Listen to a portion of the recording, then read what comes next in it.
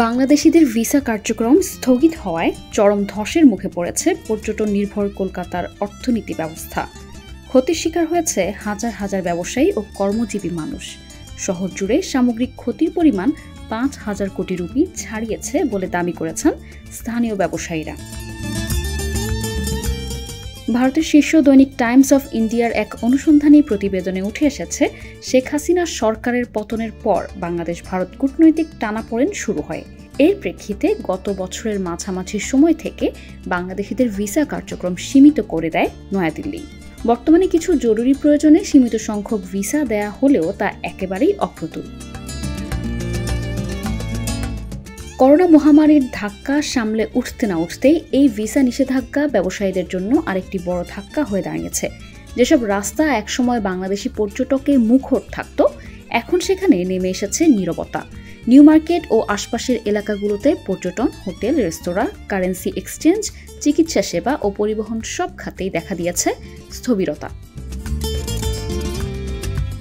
Free school street traders অ্যাসোসিয়েশনের সাধারণ সম্পাদক হায়দার আলী খান বলেন, শুধু নিউ মার্কেট ও বড়বাজার অঞ্চল মিলিয়েই প্রতিদিন ৩ কোটি রুপির লেনদেন হতো।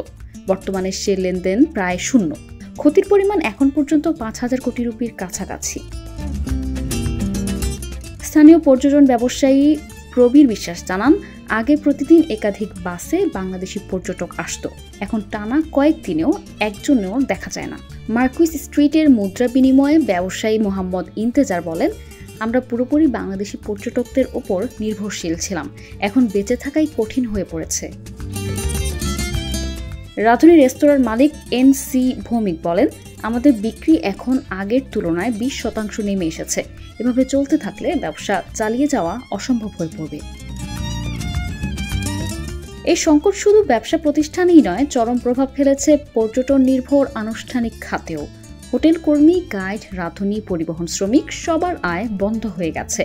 এলিয়ট রোডের বাসিন্দা ও গাড়ি চালক ফারহান রসুল বলেন, কোভিড পরবর্তী চাহিদা দেখে 2টি গাড়িতে বিনিয়োগ করেছিলাম, এখন মাসে 5-6টি বুকিং হয়, অথচ কিস্তি বাবদ মাসে 1.5 লাখ রুপি পরিশোধ করতে হয়। স্থানীয় ব্যবসায়ীরা মনে করছেন, বাংলাদেশিদের আসা যাওয়া পুনরায় শুরু না হলে এই সংকট কাটিয়ে ওঠা সম্ভব নয়। দুই দেশের মধ্যে স্বাভাবিক কূটনৈতিক সম্পর্ক পুনঃস্থাপন এবং ভিসা নীতি সংস্কারের দাবি।